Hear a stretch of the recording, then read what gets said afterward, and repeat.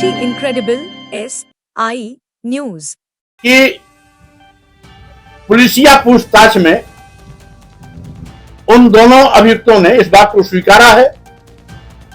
उन्होंने कभी अपना रिश्ता करणी सेना से बताया, कभी अपना रिश्ता बजरंग दल से बताया, कभी अपना रिश्ता गोरक्षा दल से बनाया। तो गोरक्षा दल हो, बजरंग दल हो, ये सब भाजपा के ही हिस्से हैं। और जैसा कि मैंने आपको एक नाम का हवाला दिया, जो अपने को कम्युनिकेशन सेल और आईटी सेल भाजपा के नेशनल सिक्योरिटी कमेटी का मेंबर बताता है, उसने इन अपराधियों को आर्थिक सहायता पहुंचाने की हिदायत अपने एक साथी को देता है और उसी में इस बात को भी स्वीकार करता है कि हम इनको 50,000 रुपया अतिरिक्त खर्चा देंगे, उसको भी पहुंचा देना। तो स्वाभाविक रूप से यह भाजपा पोषित अराजक तत्व गुंडे माफिया अपराधी है। इसलिए सरकार इनको बचाने पर लगी है। दुर्भाग्यपूर्ण है कि जिस न रहे सत्ता पर और उससे उसकी पकड़ हो जाएगी, तो पहचान पत्र और आधार कार्ड से जोड़े जाने के बावजूद भी आखिर गलतियां क्यों हो रही? वो कौन सी ताकतें हैं जो निर्वाचन आयोग की आंख में धूल झोंक करके मन चाहे तरीके से मतदाता सूची में नाम बढ़वा लेता है अपनी सुविधा के अनुसार और मतदाता सूची से नाम कटवा लेता है? ऐसा सत्ता पक्ष ही कर सकता है।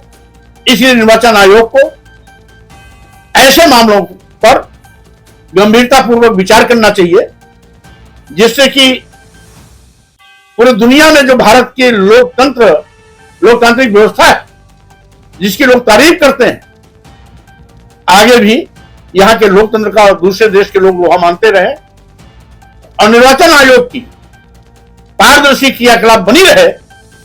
इसलिए समय रहते निर्वाचन आयोग को इस पर गंभीरता से विचार करते हुए कि कैसे एकाएक लाखों नाम बढ़ जाते हैं और कैसे एकाएक लाखों नाम घट जाते हैं, इसका जिम्मेदार कौन है, जवाबदेह कौन है, इस जवाबदेह को सुनिश्चित करते हुए क्या उसके खिलाफ कानूनी कार्रवाई करेगी, क्या उसके खिलाफ अनुशासनात्मक या कानूनी कार्रवाई सूचित करेगी। अगर निर्वाचन आयोग ये कठोर कदम उठाता है तो हम समझते हैं मतदाता सूची से नाम कटाने और सुविधा अनुसार नाम बढ़ाने और घटाने की प्रक्रिया पर रोक लगेगा और निर्वाचन आयोग की दी गई व्यवस्था के अनुसार जो पारदर्शी तरीका है उसको फॉलो करके निष्पक्ष रूप से मतदाता सूची बनाई जाए और मतदान सुनिश्चित कराया जाए। इसीलिए आज इस प्रेस को मैंने आमंत्रित किया कि चूंकि मीडिया लोकतंत्र का चौथा स्तंभ है, जितनी जिम्मेदारी राजनीतिक पार्टियों की है लोकतंत्र की रक्षा करने की, उतनी ही जिम्मेदारी मीडिया की भी है। इसलिए हम मीडिया के माध्यम से मीडिया को साझा करते हुए निर्वाचन आयोग से मेरा आग्रह है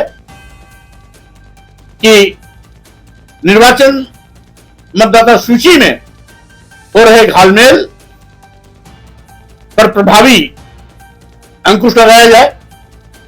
किसी पार्टी विशेष को खुश करने के लिए मतदाता सूची से न नाम काटा जाए न नाम जोड़ा जाए, बल्कि जो भी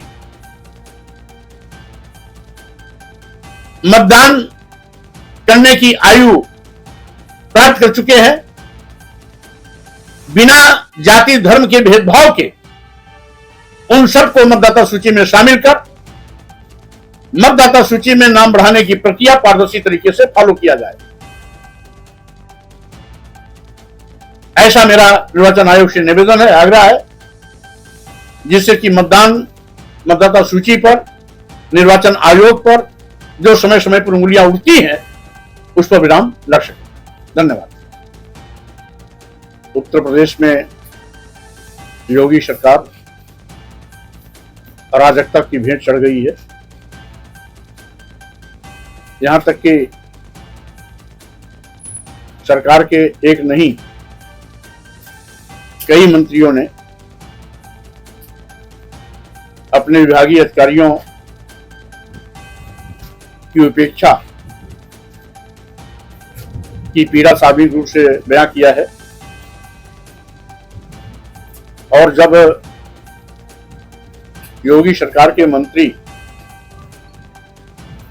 इस बात का रोना रो रहे हैं कि अधिकारी उनकी बात नहीं सुन रहे हैं, तो आम जनता की उपेक्षा किस हद तक होती होगी इसका अंदाजा लगाया जा सकता है। आज जब सरकार के मंत्री, सत्ता पक्ष के विधायक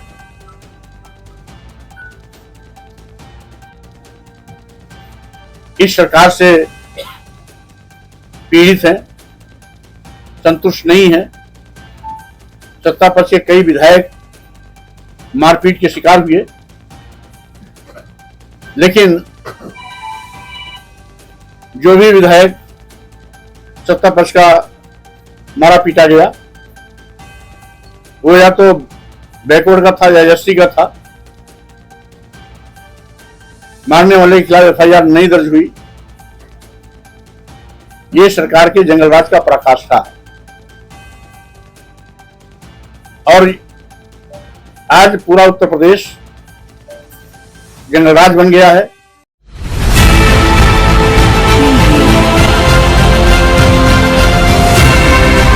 और नीचे जो वो सब्सक्राइब का बटन है ना, उसको क्लिक करो, जल्दी से करो सब्सक्राइब।